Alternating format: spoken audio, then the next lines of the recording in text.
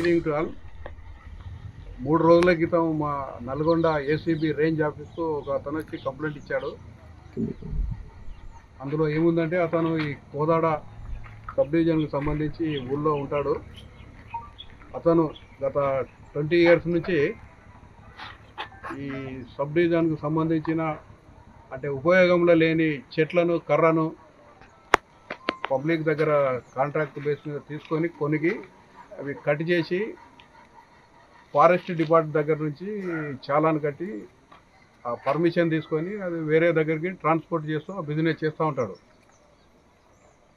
అతను అట్లా చేసే విధంలో కోదాడ రేంజ్ ఆఫ్ సంబంధించి మండలానికి సంబంధించి beat officer Anantula Venkanna, forest beat officer complaint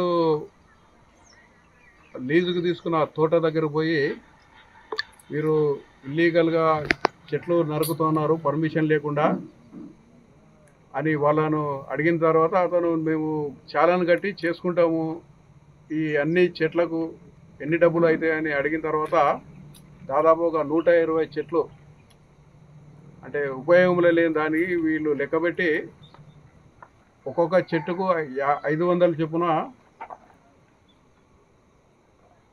చాలాను కట్టి గవర్నమెంట్కి చాలాను కట్టి పర్మిషన్ తీసుకొని అప్పుడు ట్రాన్స్పోర్ట్ చేయాలి అని అన్నప్పుడు అయితే నేను చాలాను అన్నిటికీ కడతానని చెప్పిన తర్వాత ఇతను బీట్ ఆఫీసర్ వెంకన్న ఇప్పుడు 60,000 రూపాయలు చాలాను కట్టుకుంటే అది గవర్నమెంట్కి పోతుంది, ఆ డబ్బులు నాకే ఇస్తే నేను తర్వాత కూడా నీ బిజినెస్ చేసుకోవడానికి అవకాశం ఇచ్చి నీకు పర్మిషన్ నేను ఇస్తాను, నీ వెహికల్స్ ట్రాన్స్పోర్ట్ అయ్యేటప్పుడు కూడా ఎవరు ఆపకుండా ఇబ్బంది లేకుండా నేను చూస్తానని చెప్పి అతని దగ్గర 50,000 డిమాండ్ చేశాడు.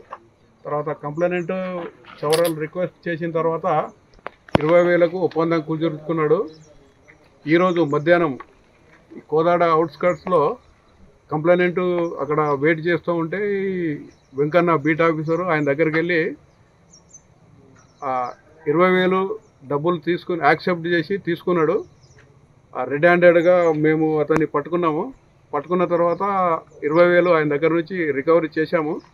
కస్టడీ తీసుకొని ఆఫీసులో వచ్చి సోదాలు కొనసాగిస్తున్నాము. తర్వాత ఈ ప్రొసీడింగ్స్ అయిన తర్వాత ఆయన్ని రేపు కోర్టులో ప్రవేశపెడతాము.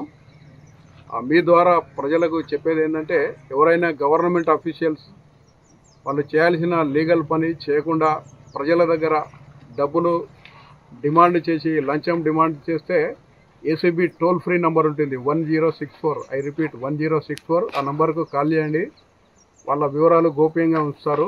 తర్వాత ఏసీబీ తెలంగాణ ఫేస్బుక్ ఉంది, తర్వాత ఏసీబీ తెలంగాణ ట్విట్టర్ ఇప్పుడు ఎక్స్ ఉంది, దాంట్లో కూడా కంప్లైంట్ చేయండి. మీరు ఇచ్చిన కంప్లైంట్ గోప్యం వాళ్ళ పేర్లు బయటికి రాకుండా చూసి ఎవరిపైన ఆఫీసర్ పైన కంప్లైంట్ ఇస్తారో ఎంక్వైరీ చేసి నిజమైతే వాళ్ళపైన కేసులు రిజిస్టర్ చేయడం జరుగుతుంది.